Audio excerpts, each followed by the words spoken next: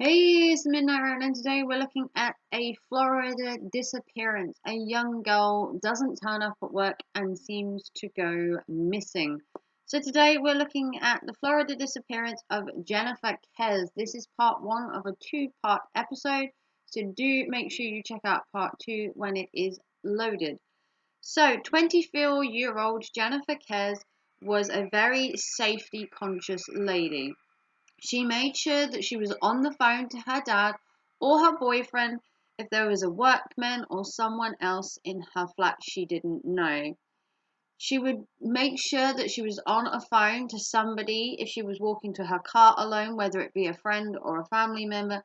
And she knew that if she was ever carjacked, that she should try and crash the car and get away as far as possible on foot once the car had crashed. Her parents taught her that if an abductor tried to take her to another location by hijacking her car, no good would come of this unless she could get out of the car. So these parents were trying to teach her daughter to be very safety conscious, as you can see. So, on the 24th of January 2006, Jennifer never arrived at work at the timeshare company she was working for. It was near her home in Orlando, Florida, and it was very unusual for her not to call in sick and let somebody know that she would either be off work or late. Her parents were alerted to this unusual behavior of her not arriving for work that day, where they then tried to call her and got no response. Her parents then drove the round trip to her home to see whether something had happened to her at home and that she needed some help, maybe medical attention, etc. So they drove to her home and they had the maintenance guy unlock her house to see whether anything untoward had happened to her. The parents would then enter the flat and everything seemed normal. Her makeup was laid out on the bed, a damp towel was on the floor, and it looked like she'd had something to eat at some point. So everything in the flat looked as though she'd got ready for work and left the house. Her family looked around the flat and then called the police as they thought this was very suspicious that she just seemed to have just disappeared with no answer. And after trying to call her repeatedly, had still not been able to get hold of her. So, 2 days later, Jennifer's car was found a mile away, parked at another block of flats, which seemed suspicious.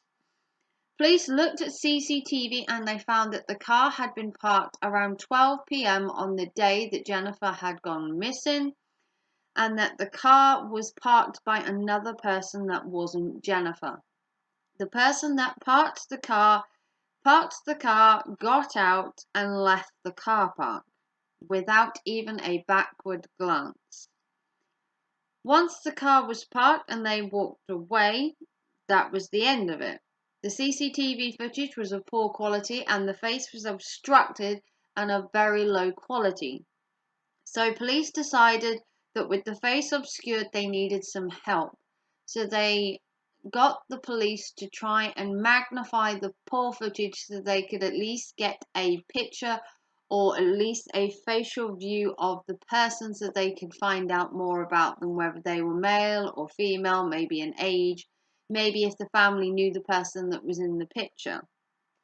So the face was obscured, which didn't help the police, although once a camera footage had been slightly magnified, although still not being able to see whether it was a male or a female, etc., the police believed the figure to be of a male description, of a small stature, being in height of around 5'3" to 5'5" tall, wearing possible work overalls.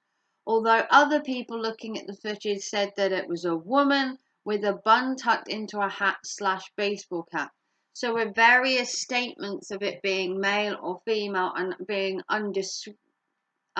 being unable to find out a pure description, there was no way the police could start looking into this mystery figure. So the police would try to enhance the footage even more but were unsuccessful. And with no CCTV at Jennifer's flat, they couldn't prove she'd left the flat alone or whether anyone had come to her flat.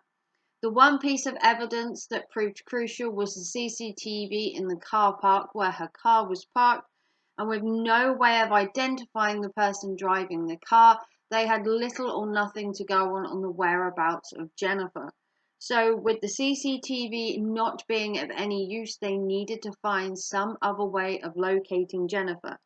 And that you will find out in part 2 coming soon. I'm sorry to have to do it, dear, but there's a lot of information in this case and it needs a 2-part video. So if you want to see part 2, remember to click that notification bell and give it a big thumbs up. You don't want to miss part 2. We are on the search for Jennifer Kez after she went missing, and hopefully we may be able to give you more answers in the next part of this video.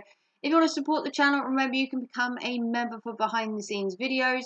You can give a super chat or a PayPal. It all goes into my research and the time I spent dedicating my life to this channel. And if you want to see more from me, remember Instagram, and I will see you very soon for part 2. This is True Crime with Raven, and I will see you for part 2 coming soon. Take care and thanks for watching. Bye guys.